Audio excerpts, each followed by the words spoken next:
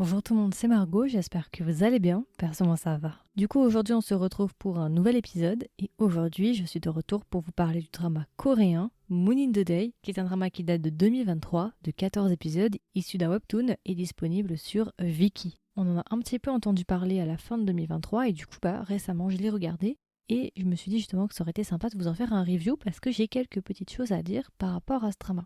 Alors rapidement du coup le casting, je vais vous donner des noms tout de suite, vous allez comprendre pourquoi j'ai envie de vous parler de ce drama. En acteur principal masculin, nous avons Kim Young-dae. Kim Young-dae, si vous ne le connaissez pas, qu'est-ce que je peux vous donner?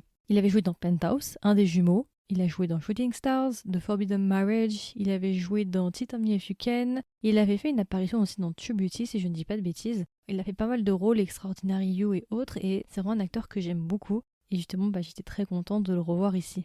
Et ensuite, en actrice principale, nous avons Pyo Ye-jin. Pyo Ye-jin, elle a joué dans quoi? Elle a joué dans Taxi Driver, elle a joué dans Love Struck in a City, elle a fait dans Hotel de Luna, What's Wrong with Secretary Kim, While You Were Sleeping, Fight for My Way, Revenant, et la liste est encore longue, elle a fait beaucoup de dramas. Surtout moi, là où je me souviens le plus d'elle, c'était dans les Taxi Drivers. Je sais pas si vous vous souvenez d'elle, c'est la hackeuse dans Taxi Driver, si jamais. C'est notre duo principal dans ce drama. Bien évidemment, il y a plein d'acteurs que vous connaissez, mais je ne vais pas vous les donner, je vous laisserai découvrir tout ça. Mais en tout cas, il y a un casting assez bien fourni.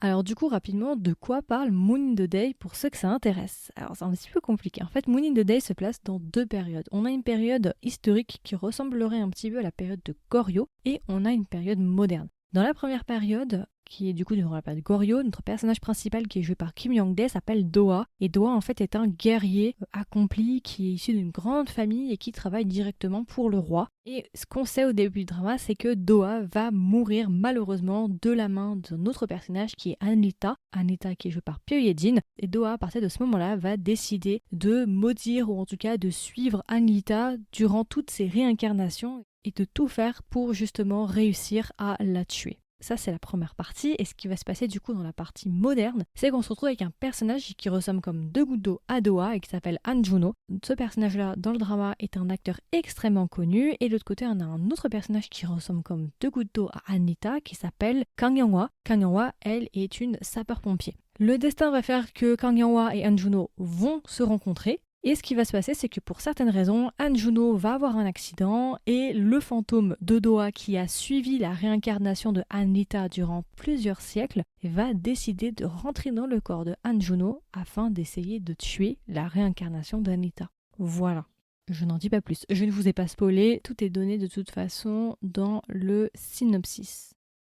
Alors du coup, rapidement, qu'est-ce que j'ai pensé de Moon in the Day en point positif et en point négatif? Alors j'ai beaucoup de choses à dire, ça va être un peu long, non ça va.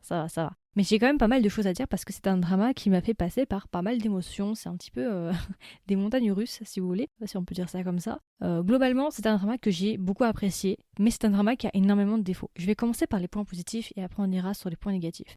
Qu'est-ce que j'ai aimé par rapport à Moon in the Day? Déjà, j'ai beaucoup aimé les acteurs, donc j'adore Kim Young-dae. J'aime beaucoup le voir progresser aussi, j'aime beaucoup le voir jouer différents personnages, même si je constate qu'il joue plus ou moins bien certains types d'émotions, certains types de personnages, mais ça on pourra en reparler après. J'ai beaucoup aimé l'alchimie, je trouve que ça passait plutôt bien. Le couple jouait bien, j'ai beaucoup aimé. Kim Young-dae, je l'ai adoré, la musique elle est magnifique, j'ai adoré qu'on ait représenté l'ère Goryeo dans un drama parce que généralement c'est Joseon à toutes les sauces. Il y a que récemment où on essaye un petit peu de rajouter l'ère Goryeo. Moi personnellement je suis beaucoup plus attirée par la période Goryeo que par la période de Joseon. On a aussi Alchemy of Souls par exemple qui s'était concentré sur Goryeo ou aussi Moon Lovers il me semble.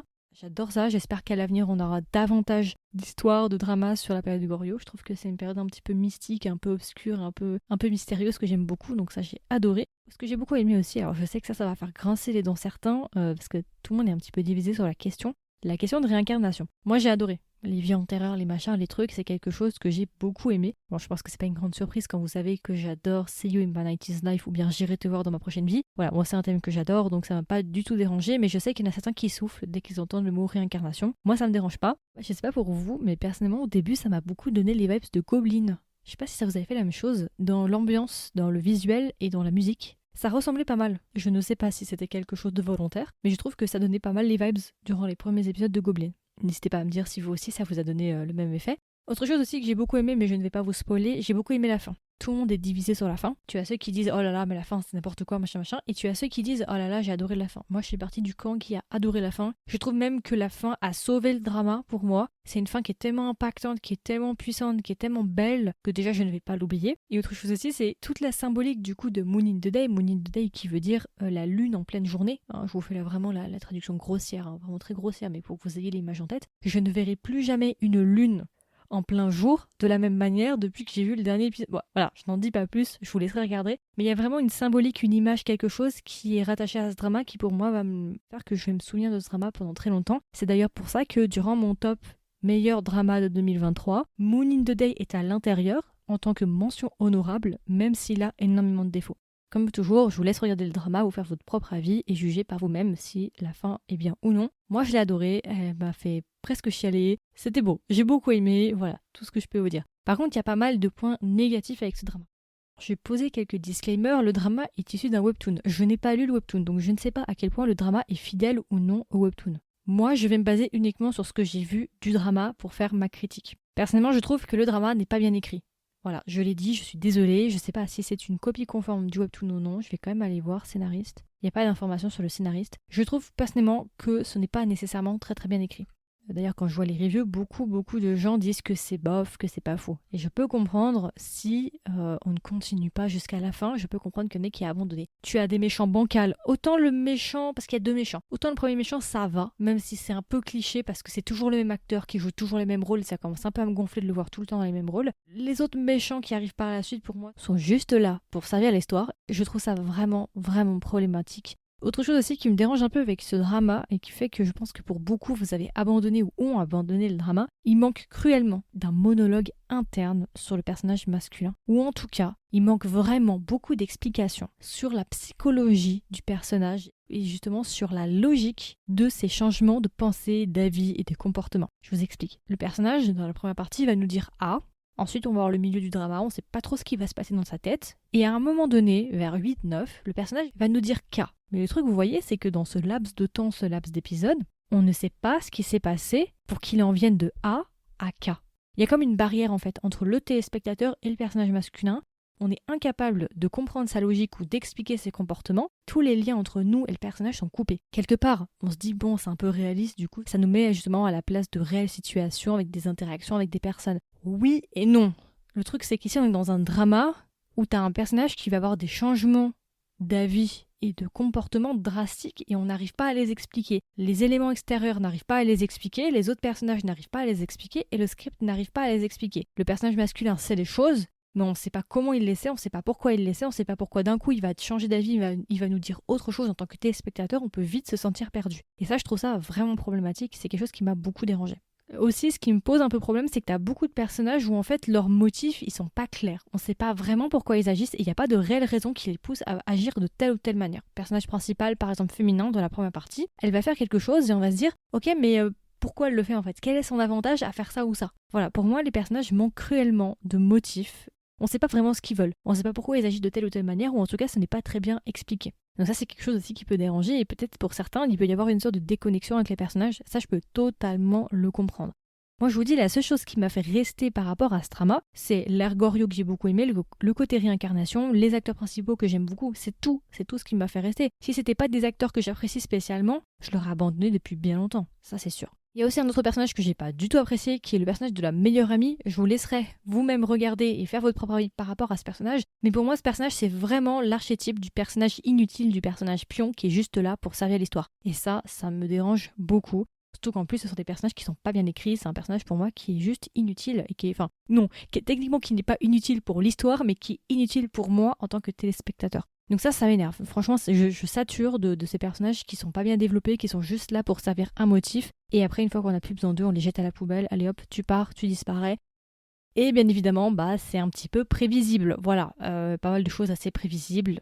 Ouais, il y a même des moments où il y a des facilités scénaristiques aussi dans la partie historique. Parfois, tu dis, ouais, bon, c'est bien pratique, hein. Oh là là, waouh, hein. Bon, je ne sais pas si c'est fidèle au webtoon, et dans ces cas-là, le problème viendrait du webtoon, ou est-ce que c'est vraiment, ou au contraire, est-ce que c'est vraiment différent et ils se sont permis de prendre des libertés? Je n'en sais rien, je peux pas vous dire. Moi, je me base sur ce que j'ai vu. Pour moi, l'écriture, elle est malheureusement bancale, ou en tout cas elle n'est pas optimale. Je trouve que l'histoire a énormément de potentiel et je pense que si elle avait été écrite d'une manière différente ou que l'histoire avait été réarrangée, ça aurait pu être un chef-d'œuvre, sincèrement.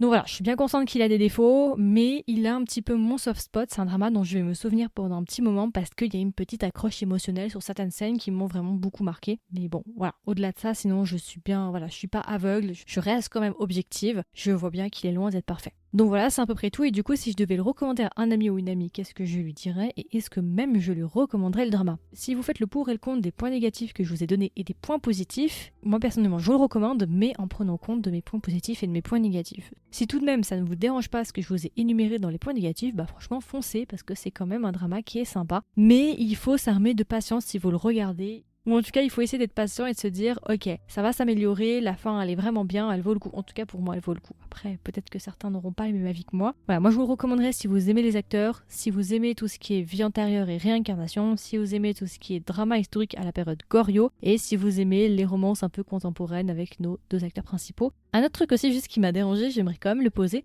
Kim Young-dae, je trouve qu'il en fait un petit peu trop, il force un petit peu trop dans la voix grave.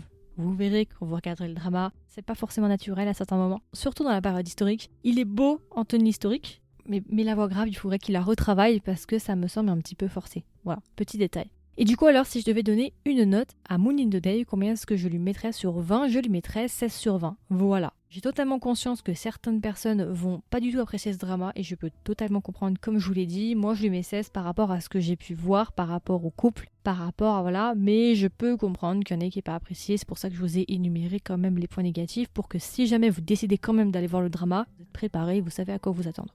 Donc voilà, c'est à peu près tout pour mon épisode sur Moon in the Day. Comme d'habitude, n'hésitez pas à me donner votre avis. Qu'est-ce que vous avez pensé du drama? Est-ce que vous l'avez aimé? Vous l'avez pas aimé? Si vous ne l'avez pas vu, est-ce que vous comptez le voir? Ça m'intéresserait de savoir si vous comptez quand même lui laisser une chance. Si vous m'écoutez sur Spotify, il y aura une section commentaires. Vous avez juste à swiper vers le haut. Et enfin, si jamais vous souhaitez être au courant des dernières sorties du podcast, oui, si vous voulez être au courant, recevoir une petite notification, n'hésitez pas à vous abonner sur votre plateforme d'écoute préférée. Et enfin, si vous voulez aider le podcast à être mis davantage en avant, n'hésitez pas à me laisser une note. C'est juste quelques clics, mais ça m'aide beaucoup et ça aide le podcast. Donc voilà.